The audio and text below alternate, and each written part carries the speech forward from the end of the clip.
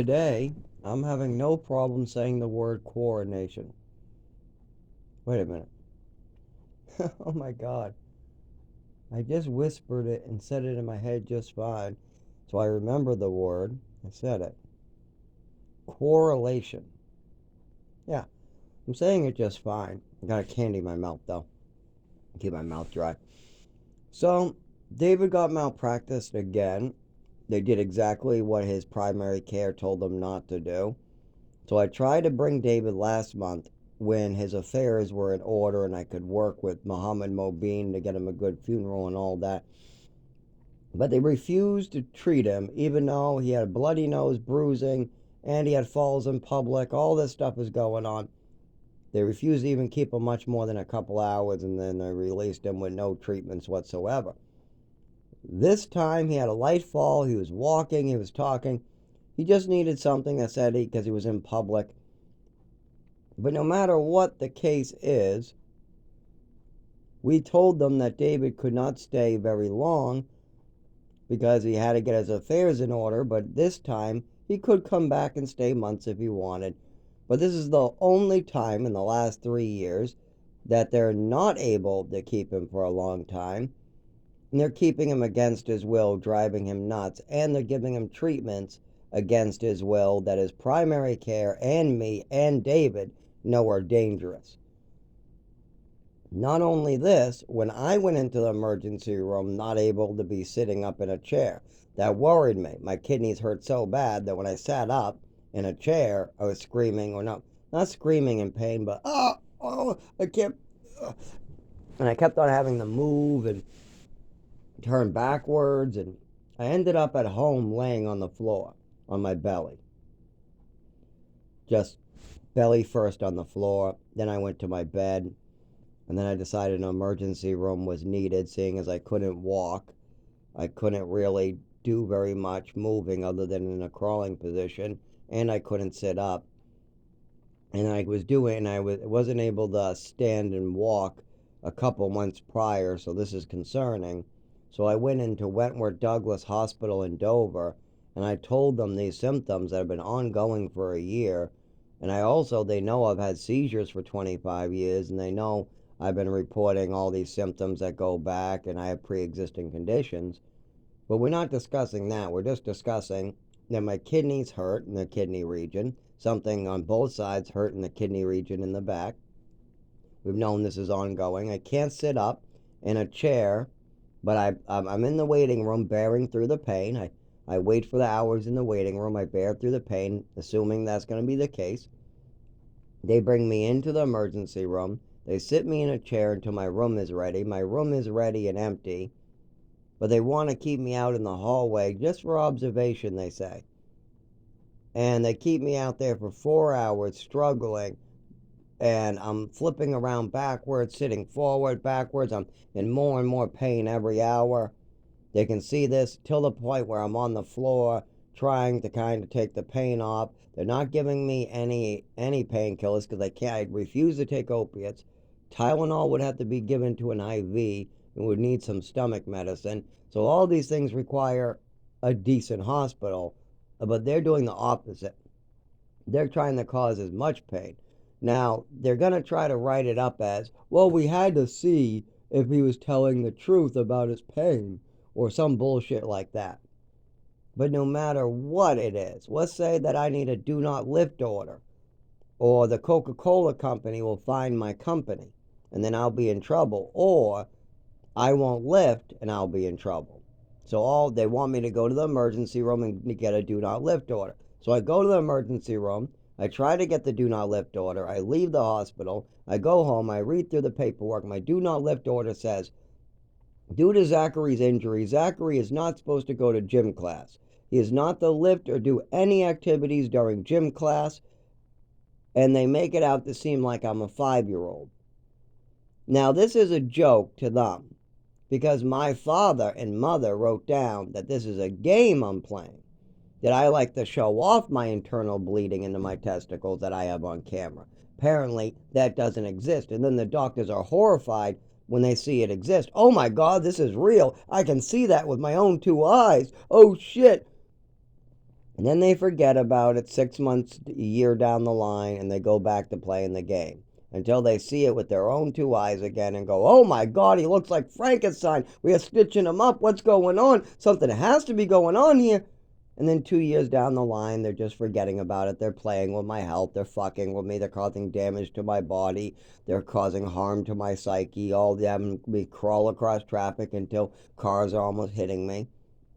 So we know Wentworth Douglas has been playing games for over 3 years that cause harm because they are malpracticing and they've made bad decisions in the past. So now they're only going to make bad decisions in the future to try to cover up some of their mistakes.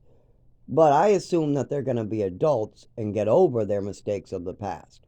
Okay, you wrote a do not lift order. You were written up by the medical board. People are investigating you. The state officer, Ted, is not happy with your service. And Dr. Romansky, one of the best doctors in the country, is horrified by the treatments David is receiving. And now they're taking a senile old man and trying to convince him to sign paperwork against Dr. Romansky, even though David doesn't even know what's going on with that. So there's a bunch of manipulations going in on his room too. They're literally trying to give David ideas about Dr. Romansky, but David knows better. When I said, David, you remember how the doctors at Wentworth Douglas told you that you should go after your doctor in mass? He goes, yeah. Who is he talking about? I said, Dr. Romansky. He goes, well, we love Dr. Romansky. I love Dr. Romansky. Zach, do you think he's okay? I said, he's awesome. He's one of the best in the whole country. I even had him looked up to see how good he's rated. He's rated one of the best, David. And he's treated you with a lot of respect, decency. He's done a lot of work for you. He even answers the phone at home. Dr. Romansky is one of the best I've ever seen. He goes, that's what I thought. He goes, why do they keep on telling me I should sue him in here? I go, I can't tell you that. I'm not in the hospital with you. But remember how you're telling me that these people came by saying that you should go after Dr. Romansky? That's because they are making mistakes. Like, why did they schedule you a surgery as soon as you arrived? Did you tell them that? What were you there for? He goes, I told them I was here for dizziness from the mold and the mold and the mold. I kept on mentioning the mold. And did they look into it? No, they kept on just looking into my colon. Well, David, your doctors have known about your colon needing to be removed for over 8 years. That's nothing new. We know that, but you can't take the anesthesia, remember? That's what I told the doctors here, and it's a good thing you did because they wanted to schedule you for anesthesia before talking with me or with Dr. Romansky. You would have never woken up, and then they would have just been like, oopsie, he's dead. Oh, well. That's the game they're playing. And then on Friday, they administer you medication with your permission and cause a seizure. So they're getting permissions off of you. And then the minute you want to leave, then they take away all your permission power. So it's just a big game they're doing down there. And what do we want to do? We just want to bring you to your doctors and to another hospital. You have a mold specialist on Thursday, and we have you scheduled with Concord Hospital emergency rooms for me to bring you in. But then they screw that up too on purpose. Then they also make sure that that you can't get your money. The people who are supposed to work from Wentworth Douglas with me haven't called me back, so we're not able to have the bank work any of your stuff out with the courts. The district court needs this worked out, and so far Wentworth Douglas social workers hasn't worked out a damn thing. Wentworth Douglas forfeited all your property when all they had to do was give me a call, have me pick up your property. Then David goes, well, I told them to give you my property. I said, Wentworth Douglas won't allow it. They said they need you to sign paperwork. Well, I'll sign it. I told them I'll sign it. Yes. And that's the thing. They haven't brought it to you to sign as a joke to play a game. And then a month down the line, then they'll allow you to sign it. And they'll say, see, we allowed it a month later. So it's just a game they're going to play to really hurt you now, David, because our reports are going somewhere. They're going to the medical board, and Ted is on our side. The state is on our side now. They're at least listening to us. I don't mean on our side. They're listening to the context and information, and they have understanding into the problem. And once when you have understanding and you have the information needed, then every next thing that happens makes perfect sense. But when you only listen to the people who are gaining money and control and they want power, like a hospital, they have power over David. David wants to leave. The hospital says no. David doesn't want surgery. They say too bad, and then he dies on the table. They're basically, or I say, I want him to get blood transfusions at another hospital. They say, too bad. You either give us permission to do this stuff here, or we're going to keep him against his will, telling everybody that you refuse to give him a blood transfusion. Little petty shit like that. So then I have to call the state with a recording of the bullshit they're playing. And then they go, I don't want to be recorded. I don't want to be recorded. I'm going to sue you, Zach. How dare you record the hospital? What do you mean? I just wrote down a record. Wait a minute, that's all you did? Wait, 1 minute you were really mad at me for a recording. Did you think it was a voice recording? Never mind all of a sudden. Well, if you thought that was a voice recording, are you that against the truth being recorded? Did you do something you weren't supposed to? Because that was one hell of a reaction. And that's one of the things I pull. I'll tell them I recorded them. They'll say, I'm going to sue you. I want him arrested. I want blah, blah, blah. I'll say, what? I can't write down a record? I can't do a diary at night? Oh, that's all you're doing? Afterwards. And it gets them every time to cry like a little baby. But the people that have nothing to hide, they go, oh, yes, please do keep a recording. Will that help you remember this for David? It sure does. That's all I want to do is, what do you need me to do? You need me to do this? And I also ask for permission, too. And people forget that they give me permission, and all I want to use it for is to know what happened, to know what to do in the future. That's it. We have to know what the truth was so we can know what to do, because I might not remember what happened. And if you're lying to me a month down the line, then I might be mistaken later because you're lying to me. So I need to know what happened, what I did, what you told me to do, what I ended up doing, and then I can go, oh, okay, this all makes sense now. But if somebody else lies to not take responsibility, like a hospital, a doctor, a person in power, even a police officer, I see it all the time. Like, I didn't see a uniform. I don't know. Oh, I didn't see her in the crosswalk. I just ran her over on accident. Meanwhile, they have a phone call of him laughing about running over a 26-year-old woman in a crosswalk. We see it all the time. I saw a woman get run over in a wheelchair, I think it was last year, maybe a little longer. No, nobody cared. They just killed her. Nobody cared. You just kill people today and nobody cares. So if you want to be a murderer, if that's your thing, killing people, well, I will stitch them back together the best I can by bringing them to good doctors and knowing which doctors are trying to hurt people. That way I can say, don't go to Goodwin. You'll go out of there in pieces. Yeah, you'll walk in with the ability to walk, and you'll leave with none of your legs and arms never working again. You'll walk in taking a bus, and then your brain will be scrambled by drugs and surgeries you didn't need. And who knows what else. You'll probably have no property, and they'll release you to live in the woods or something. They'll destroy your life beyond belief. Frisbee, even worse. So go to Portsmouth or Concord. And by knowing these things, what states are better, what doctor to go to, you can really help a lot of people that have no clue how to navigate this broken system where doctors take advantage of the weak and the defenseless. It happens a lot. Just like how my mother, she knew this. My mother saw what was happening, and she knew how to take advantage of me and the system that was available in Massachusetts. And then, see, New Hampshire doesn't like it. There's a system in Massachusetts framed up so that doctors can suck taxpayer dollars out of insurance companies that are tax funded. Mostly with orphans, African Americans, immigrants, things like that.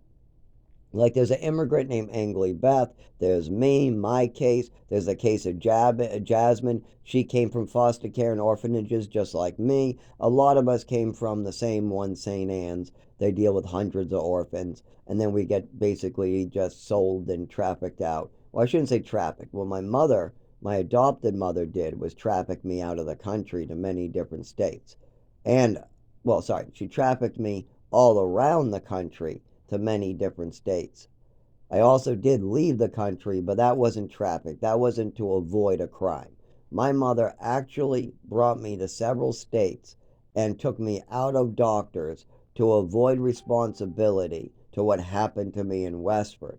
Then she continued to try to make sure to get me sick for attention. What they call Munchausen syndrome, she exhibited her during my whole childhood. By 12 years old, she slowed down and she started to try to get other doctors to administer me medications and get other people to administer me medications I didn't need and get them to give me ridiculous doses of like 600 milligrams of Seroquel, 200 of Trazodone, 150 to 300 of Thorazine, a bunch of Lamictal, a bunch of Risperidone, some Xanax during the day with some lithium, and then you got some Ritalin and some Xanax mixed together in the morning with a Wellbutrin.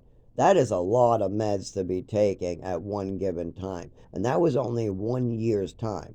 Give or take, 1 month maybe we add in the Wellbutrin and we take out the Xanax. Or at nighttime, they messed around with the Risperidone and the Lamictal. But the Thorazine, Seroquel, Trazodone mix, that stayed. And that was my mother, and that was Lowell Treatment Center that originally had me on that mix. And they told me if I stopped taking those meds, something bad would happen to me. They even held me down and injected me with these same meds twice in the same hour at Lowell Lowell Treatment Center because my roommate of like 12 years old wanted to get back at me. So he went in the hallway, made a statement to a staff member. That statement got to the nursing on desk. They came and asked me. I said, of course I'm taking my meds. They asked me about the candy cane. I said, I'm eating a candy cane, yeah? And then they said, well, Joey says that you are taking meds and something about buy the candy cane. I go, what? What are you talking about? I have no clue what you're talking about. They said, well, we don't know either, but we're going to hold you down and re-administer your meds because you say you're not. Well, they actually didn't go. They said, we're going to have you take your meds again or just take your meds. I said, I did take my meds and it's only been like 15 minutes. I just got back, even though I keep on saying less than an hour, just to be exact. But it's closer to 15 minutes. I literally like just got into the room having a conversation. We just got the candy cane. It was just med time. It just finished up. They just watched me swallow my meds and go back to my room. Now Joey's playing a game 15, 20 minutes later. Then this conversation goes down and I tell them I've taken my meds. Now this has happened many times before with children who try to cheat their meds. But I don't have any meds that cheat. There's no good meds that I'm cheeking. It's all like Seroquel, Thorazine, all crappy meds that all make you feel like shit. It's not meds that you cheek or try to give to other people. And obviously it'd still be in the room, so they would just have to search the room to see where it is. But instead of doing anything, even checking with the doctor, she smiles and says, you know what? We'll make you take your meds. And I said, I took my meds already. Yeah, get over here. Grab him. Okay, grab his shoulder. Throw him to the ground. Oh, what are you doing to me? Oh, that hurts. You just slammed my back into the ground. Oh, why are you grabbing my arm? Okay, inject his arm. Okay, flip him over. Okay, what are you doing? What are you doing? And now when they inject your ass, we'll lay it on the cheek. Okay, we got that one. Okay, we got one more we got to give him. Okay, and we're done. Okay, Zach, now sit in that chair. You don't move from that chair or we'll throw you right back to the ground. You got it? And then you start shitting your pants and drooling because you've now taken double doses of lithium, double doses of like Wellbutrin type meds, double doses of Seroquel for sure, and they always give you Thorazine extra when they slam you to the ground, just so you don't act up after they know they fucked with your head. I mean, they just slammed a 12-year-old to the ground, held him down, and gave him the same medication in the same hour. So they're going to give you Thorazine on top of that. So yeah, after Massachusetts does this over and over to children who are orphans with no parents and immigrants who don't speak English, they have children too, and they do it to them as well. like Angly Beth, who came from Cambodia, or African Americans who come from poor families and they just want Social Security, or one of my favorites, rich parents who don't want to do anything for their kids but have a babysitter. They basically want a 24/7 uh, daycare for their children. So they start trying to use the doctors and the healthcare industry as their own private tutor or their own private daycare or their own private services. And by doing that, the doctors start billing the hell out of Mass Health and all these state insurances that go to children and sucking this money out of the system. Just sucking and sucking. And if they have one adult, one rich parent who is willing to throw in some money here and there, they really smile and they start overprescribing and sucking. And it's quite a common problem in Massachusetts. Texas, they don't have it set up for tax dollars, so the doctors don't do this.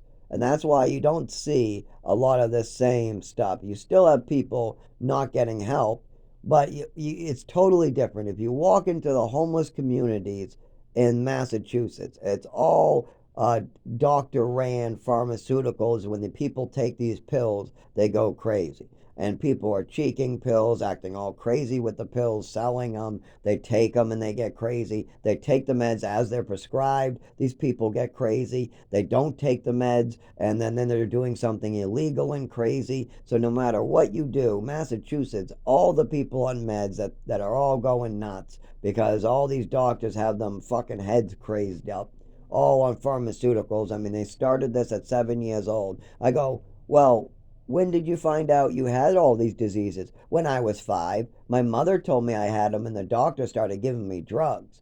And these drugs make you better? Well, no, but they knock me out at night.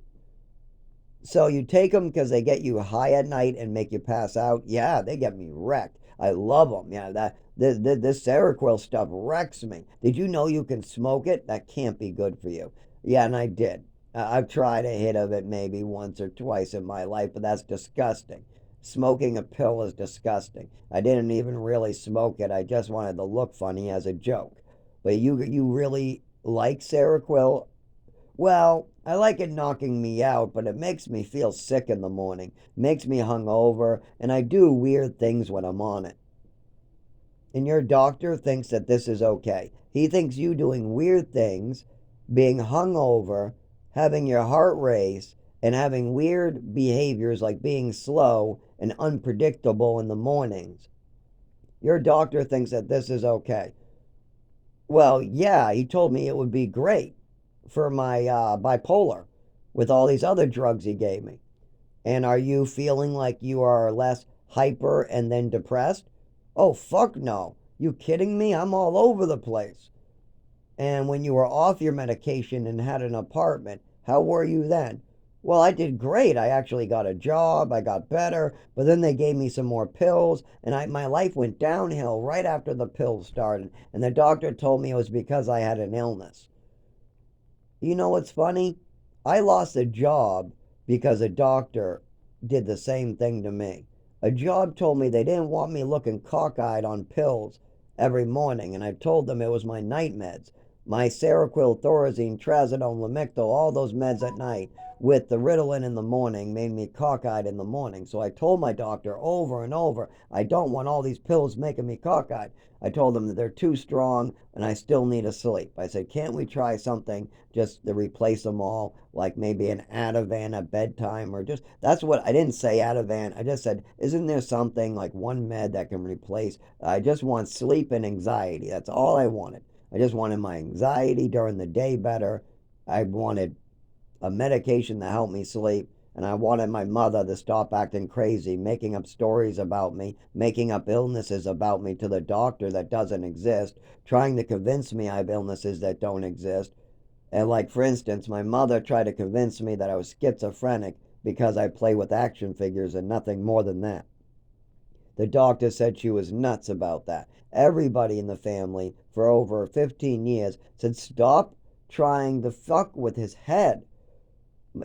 And my mother had what they call Munchausen syndrome, and that means that you like the attention from trying to treat somebody like a patient. And my mother used to be a nurse, but she wasn't allowed to nurse anymore, So she wanted to do this with me. She wanted to always be fixing some disease. So she would always make up a new disease and then drug the shit out of me. And she also caused a bunch of diseases on purpose when I was 5, 6, and 7 years old. She was trying to destroy my body through drugs and medications, mostly to get her way. Like if she didn't want to watch a kid show like Barney or something, and it was maybe 6 in the afternoon when it was drinking time and TV time.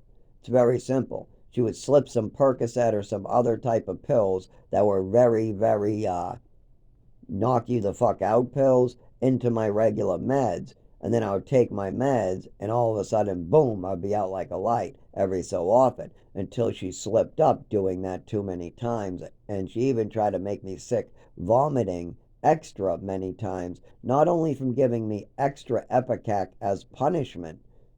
Yes, she actually gave me much, much, much extra Epicac.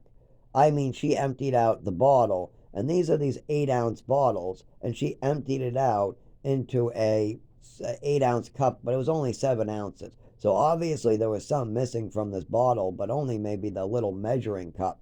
And she poured this into this little Dixie cup. She poured the whole bottle in, and then she gave it to me to drink. She didn't add water to it, by the way. She had the water running, but she did not add water to the cup. How do I know this? Because the cup was empty by her side, downwards where water would flow out of it. And then she just kind of like took the bottle, told me that she was putting extra in there. She's going to give me extra medicine to make sure my punishment, and I'll feel this for the rest of my life. She wants to make sure that this is a very painful experience. She wants to make sure that my organs are so much in pain that I feel the pain of medicine. And she wants to give extra to accomplish this task. And she tells everybody this. She brags about it for about a year. Then she tries to cover it up. But then she comes open with it again when I was in Chelmsford. Then she tries to kind of shut up about it, say she forgot again. And then we bring it up in front of the whole family, and she admits to it again.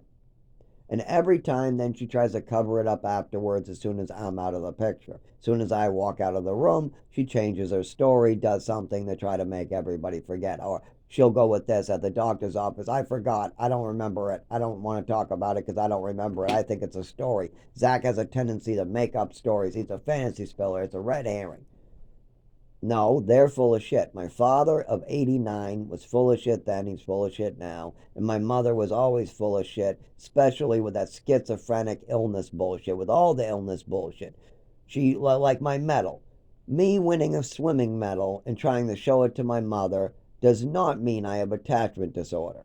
But yet, my mother told the doctors a totally different, made up story about that swimming medal, and that's how my attachment disorder was first established at the doctor's office. Also, I did not have any speech problems, walking problems, or any problems with my nervous system until that night. All of a sudden, all these problems are being seen by the teacher the next night, the next day's coming up. You can see the sudden change in me. I go to speech therapy, everything, but my mother, she puts me in ballet, leaves the state, runs off to Texas, and somehow they claim that they know everything was my fault that they did to me, and I was just born. It must be something in their biological family. Was blaming on his mother, his biological mother. Yeah, I was blaming on his genes. It's all. No, they did a workup on me. We knew what I was like before coming to you. Then we knew what I was like when we went to Texas. I wasn't in good shape when we went to Texas. By the time we went to Texas, my body was fried. By the time I was going into the house and in foster care with this mother, things were all right. Halfway through the foster care, really bad. Before my adoption, deadly. At my adoption, deadly. After my adoption, deadly. She was just keeping it from my father. I got to give him that. My mother was keeping what she was doing from everybody. But then again, if you're going to slip and a new adopted son medication and then slip up and that kid has an overdose and his nervous system is fried, and you're going to keep slipping this kid meds, What do you do about it? You send him back, but then you decide, oh no, somebody will find out, you take him back. Then you drug him during the actual adoption itself. Also, you call everything just some other illness and you move out of state. But see, my father does not give the context that people need to understand this. Like, for instance, why did we go to Texas? Well, we went to Texas because my mother wanted to go to Texas, and she convinced her newly adopted son to go to Texas too. And my father was the only one smart enough to know this was a bad time to move with a young child who has medical conditions. Well, that's not why my father wanted it. My father wanted to stay because he had his own life to live. He wasn't considering my health. But anyways, he was right. My father wanted to stay, even though he got a job offer in Texas. He thought that would be a stupid decision to move to Texas, so he said no. But my mother said, no, no, you should go. We should go. We should go to Texas. I want to go to Texas, my mother said. My mother said she wanted a new life and she wanted a change in scenery. I want a change in scenery and a new start. Those were the words my mother kept on saying.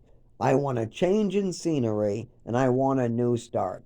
But she also had to give up her friends, her job, the home she loved so much. You could see it in her eyes. She wanted to cry leaving that home she loved so much. And then she hated me.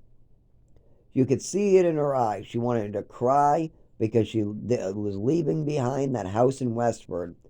And then she would look at me. She'd look at the house in Westford as we left, look at me with a look of hate, like I'm taking her house away somehow. What was that about?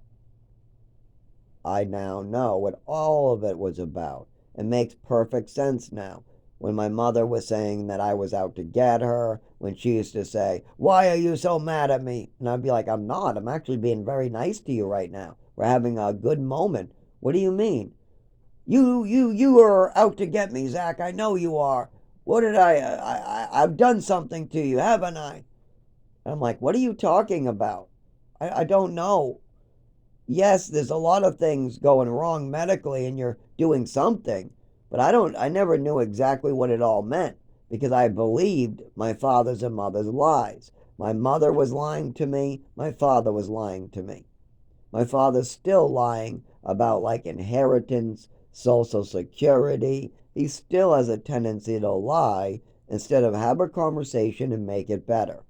Okay, you did something. What'd you do? Oh, you took my Social Security and you used it on the house. Understandable. You wanted to pay for the house with the money that was meant for housing for me, clothing, food. But I'm supposed to be paying rent and getting housing at Highfields and Lawrence.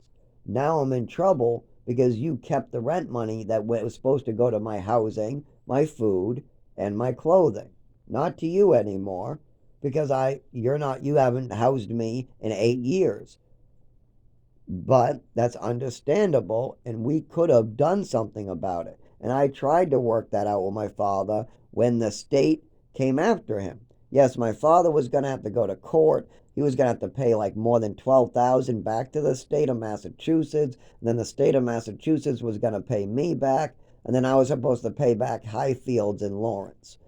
And that's all because my father lied on paperwork, lied to the state, lied to Social Security for multiple years. We're talking about like he was lying for over 8 years, but he only would have to pay back about a year and a half or less. So I always quote it as a year, 980 times 12 at the least. He would have to give back to, and he would have to go to court. And no matter how many lawyers he got, they said that automatically he would have to pay it because I'm a witness, the state is a witness, the program's a witness. They have records going back years and he signed documents. So they have my father's signature literally lying on paper. So my father literally lied on paper and signed it. So and they have records that he was collecting money at the time that he signed paperwork lying that he wasn't taking any money. So, and that also made it so I couldn't go to my classes. I was supposed to be getting my first apartment and be doing classes about how to live in my first apartment and pay bills. They had 2 sets of classes, and I went to the wrong ones because my father was lying. So I missed out on all the classes I needed to be going on that I needed. Like, for instance, how to reapply for Social Security. I still don't know how to do that. Why? I had 10 classes available to me. 10 classes, actually, sorry, 12. I had 12 classes where I could have learned how to reapply for Social Security. But I was told that I'm not allowed in that glass room. It was a dining room because that is for the separate classes. I go to the ones that show me how to file taxes or how I'm going to work out and file to get a job, like work out an application, or how to fill out for getting a driver's license. Stuff like that was the other side of it.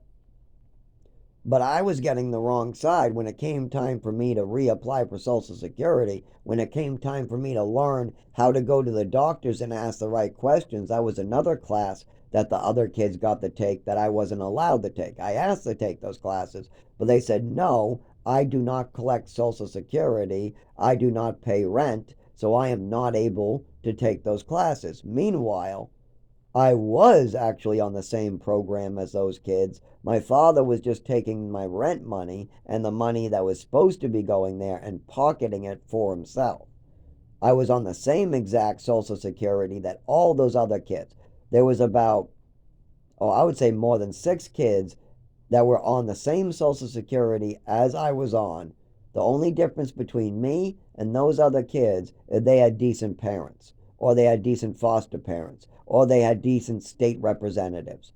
That's it. That's the only difference. And the reason why I have to die while everybody else gets to live is very simple. I have a father and mother while you were getting set up for your first job, or while some people are set up to go to college, or other people are set up to run their family's business. I was set up to die. I was set up not to be able to use Social Security. I was set up not to be able to work. I was set up to be in pain from medical conditions for the rest of my life. And I was also set up to make sure I was never able to get medical care from anywhere in the United States unless they first know partly what's going on, and it would have to be in a half decent state that's not trying to profit in some weird way. Massachusetts, it's really hard, and New Hampshire, it's the opposite, but nobody wants to pay for anything. And the first whiff they get of, oh, well, we're not wasting time dividing this stuff. If the father says it's craziness, then let's just not do anything. So there's a lot of not wanting to pay for stuff in this state, while Massachusetts more, it's half people wanting to help, other half people wanting the profit. So it's a mixture of doctors wanting the profit, doctors wanting the help. So Massachusetts, hit or miss. Can be the best, can be the worst. You can walk out with your legs missing, or you can walk out with a newfound sense of pain being gone in your stomach or nervous system, or maybe your epilepsy is cured, or maybe your epilepsy's still there and now you're missing your legs, or you're in a wheelchair for the rest of your life. It can go both ways in Mass. In New Hampshire, it depends. Things were going good for the first 2 years until they got records off my father, who basically just wanted me murdered.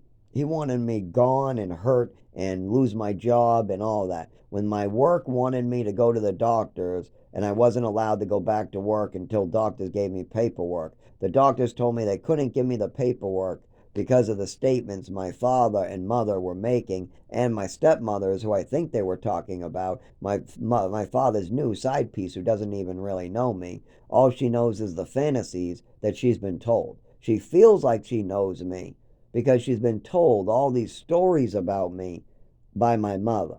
But none of that tells you anything about me. All that tells you is a bunch of made up, oh, he has this illness, and oh, he has this illness, and he has this illness. Oh, he's a homicidal maniac hurting animals.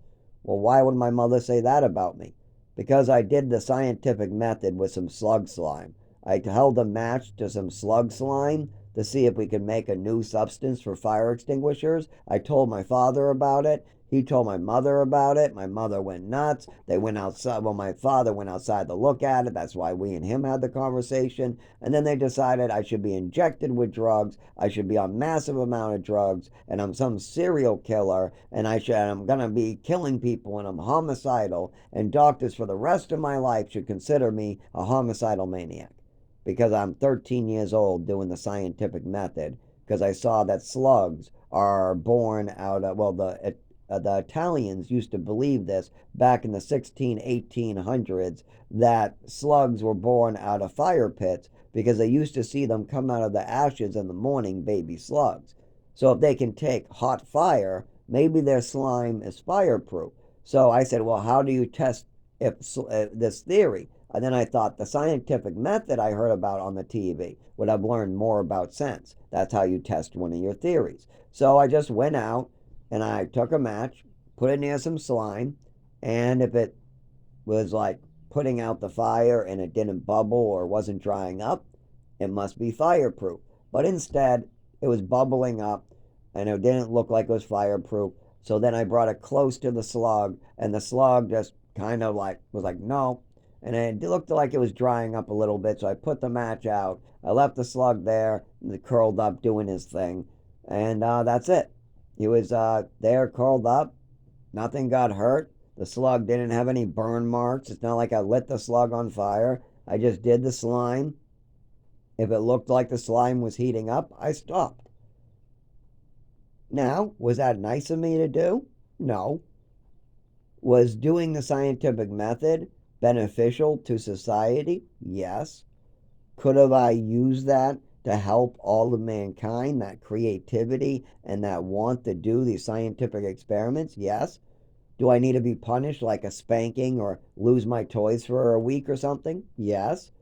Can we sign me up for scientific methods or get me chemistry sets or give me some fruit and electrodes, or we're like the guy who might be winning the Nobel Prize just was putting electrodes on fruit, and now we'd have electromagnetism in fruit. Yes, they can turn a switch and they can use fruit like a magnet now.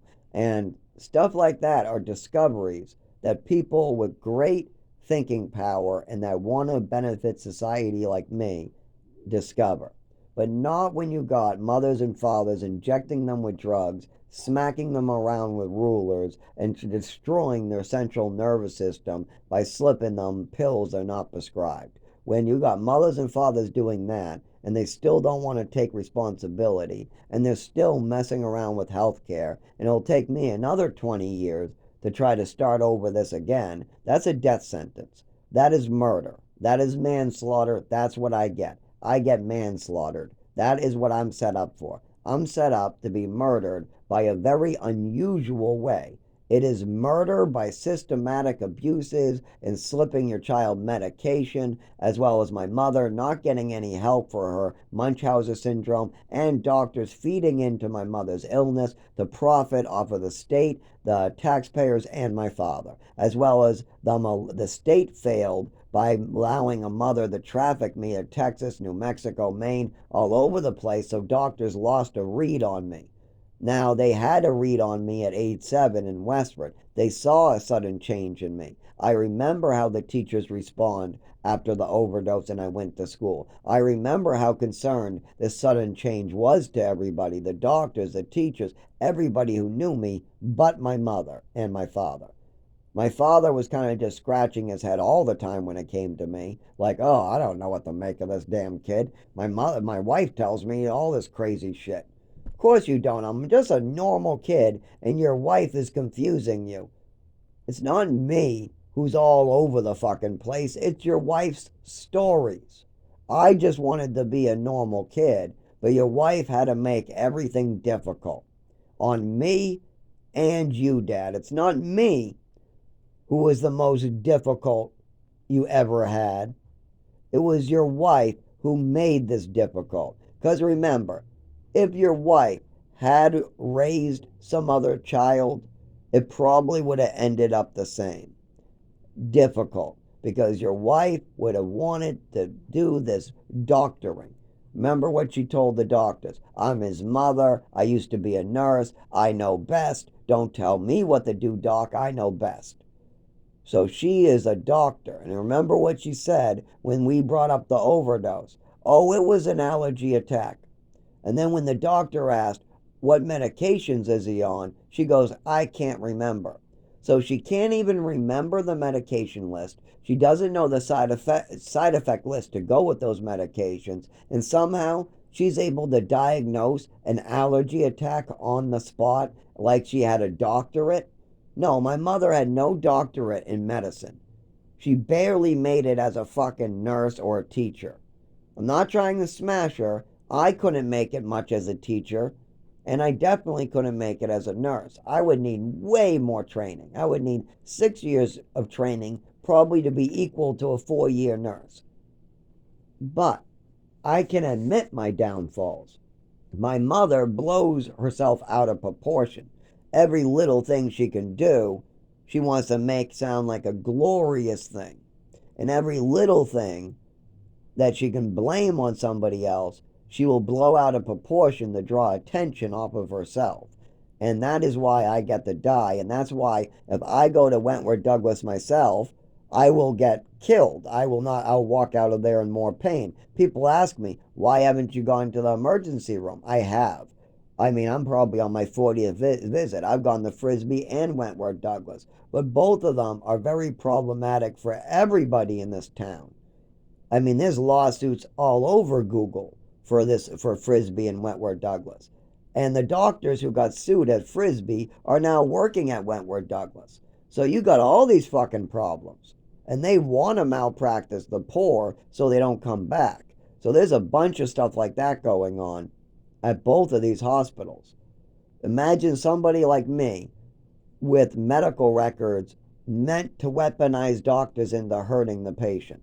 If you had a mother and father who created medical records that do nothing but cause injury to the patient, and this patient walks in, or actually gets pushed in, and he has trouble talking, he sounds funny, he's walking funny, he fell down at work, co-workers want to take advantage of him, or maybe I'm just on the side of the road. Maybe a car ran over my arm or something.